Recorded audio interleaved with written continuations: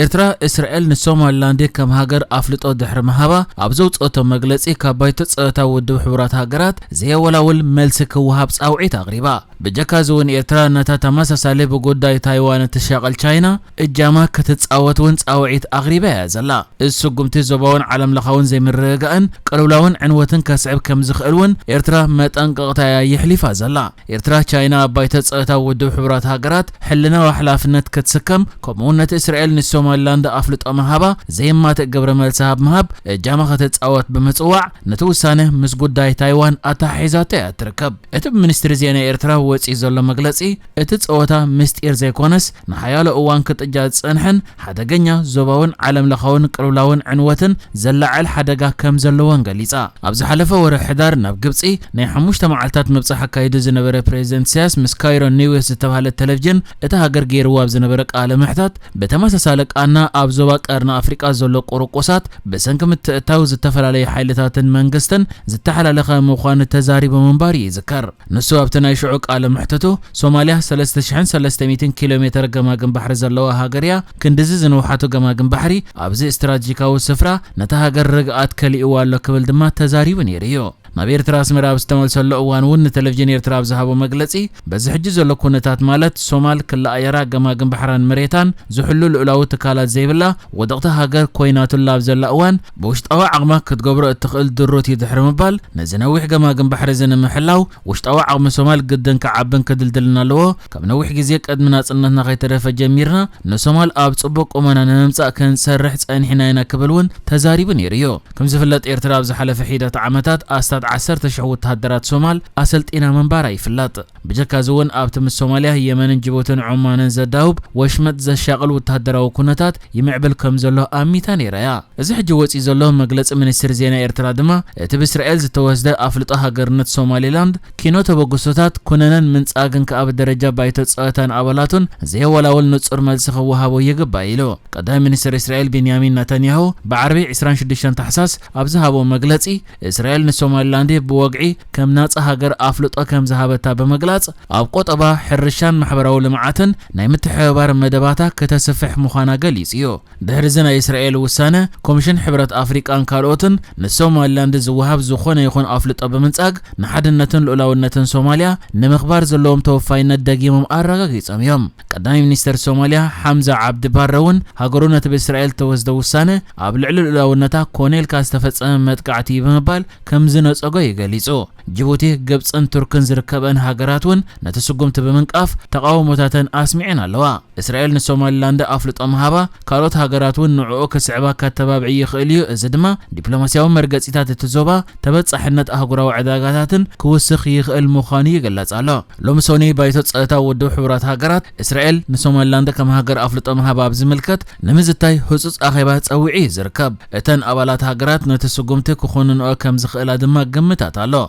ሶማሊላንድ በሽሕን 1991 ካብ ሶማሊያ ብወግዕ ድሕሪ መፍላያ ካብ ማሕበረሰብ ዓለም ከም ሃገር አፍልጦ ከይረኸበት ያጸኒሓ እዚ ይኹን በር ሶማሊላንድ ካብ 1991 ናትሒዛ ዘይከም ብዙሓት ሃገራት ቀርና አፍሪቃ ሰላማዊ ምልውዋጥ ስልጣን ዝካየደላ ዴሞክራሲያዊ መስርሕ ዘለዋ ዴሞክራሲያዊ ትካላት ዝሃነጸት ርእሱ ዝኸኣለ መንግስቲ ሰራዊትን ባጤራን ዘለዋ ነፍሳ ከተመሓደር ጸንሐት ርእሰ መምሕዳር ኮይና ያጸኒሓ እዚ ከምዚኢሎም ከሎ ድማ መዚ እስራኤል ንሶማሊላንድ هبات زلا أفلط بزتحز بكم أفغانستان نايمن حوتنون مغلصيتاتي وصالو أب أفغانستان أبزوان نتهاجر زم حدر زلت طالبان إسرائيل نسوماليلاند أفلط أمهابا كخونن كله منستر قدات وصاي طالبان دمان وسان إسرائيل نإسلامويت هاجر نمبتان زعلمي ببالكونين و إت منستري أبزوص مغلصي توسانه أهغراو حجز تحس مخوانن أبزوباو مرغان سلامن ألوتاوص الوا كم زحدرن حبيرلا يخون بر بريزيدنت سوماليلاند عبد الرحمن محمد عبد الله أفلطو إسرائيل تاريخاوي لبمغلاص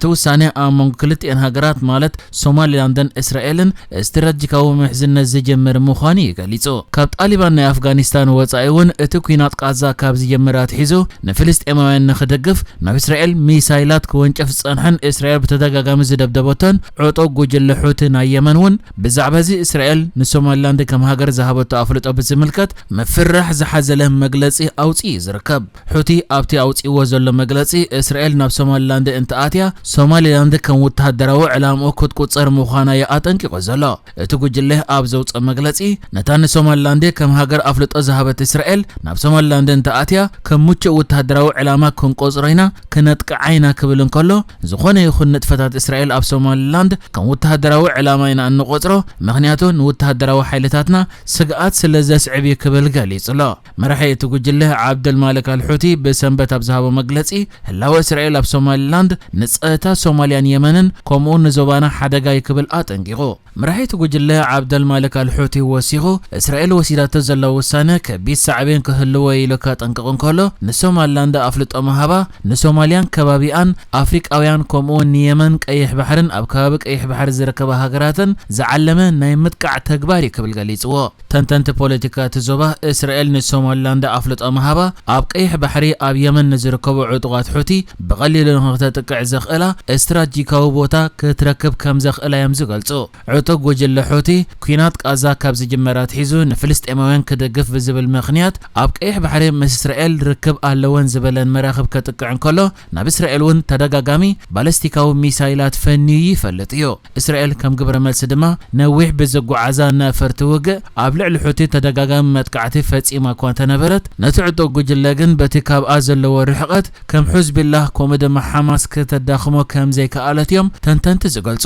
ንሶማሊላንድ ከም ሃገር ኣፍልጦ ድሕሪ መሃባ ኣብ ሶማሊላንድ ወተሃደራዊ ህላወ መዝህልዋ ግን ንሑቲ ብቐሊሉ ክተጥቅዖ ከም እትኽእል እዮም ተንተንቲ ዝሕብሩ። ዕጡቕ ጉጅለ ሑቲ ድማ ነዚ ብምስጋእ እዩ ኣብዚ እዋን እስራኤል ንሶማሊላንድ ከም ሃገር ኣፍልጦ መሃባ ክቃወም እንከሎ ዝኾነ ህላወ ናይ እስራኤል ኣብ ሶማሊላንድ ከም ወተሃደራዊ ዕላማ ርኢዩ ከጥቅዖ ምዃኑ ድሮ ከፈራርሕ ጀሚሩ ዝርከብ። እታ ልክዕ ከም ሶማል ብጉዳይ ታይዋን እትሻቐልን ታይዋን ሃገራዊ ኣፍልጦ ከይትረክብ እትሰግእን ቻይና እውን ነዚ እስራኤል ወሲዳቶ ዘላ ውሳነ ከም እትቃወምያ ገሊጻ ዘላ። ወሃበ ቃል ሚኒስትሪ ወጻኢ ጉዳይ ቻይና ሊንጂያን ንማዕከና ዜና ኣብ ዝሃቦ መግለጺ ቻይና በቲ ኣጋጢሙ ዘሎ ኩነታት ዕቱብ ዝኾነ ሻቕሎት ከም ዘለዋ ክገልጽ እንከሎ እስራኤል ንሶማሊላንድ ከም ሃገር ኣፍልጦ መሃባ ድማ ሙሉእ ብምሉእ ከም እትቃወሞ ድሕሪ ምሕባር እዚ ንኣህጉራዊ ሕግታትን ናይ ውድብ ሕብራት ሃገራት ቻርተርን ዝጥሕስ እዩ ክብል ድማ ገሊጽዎ። ከም ዝፍለጥ እታ ካብ ቻይና ተፈልያ ነብሳ ተመሓድርን ከም ሃገር ኣፍልጦ ክትረክብ እትጽዕር ታይዋን ምስታ ልክዕ ከምኣ ከም ሃገር ኣፍልጦ ንኽትረክብ እትጽዕር ሶማሊላንድ ካብ ነዊሕ እዋን ዝጸንሐ ርክባት ጸኒሕዋዮ። ንሕጂ ዝተዳለወ ዜናታት እዚ ነይሩ። ብካልእ ክሳብ ንራኸብ ሰላም ንዓኹም።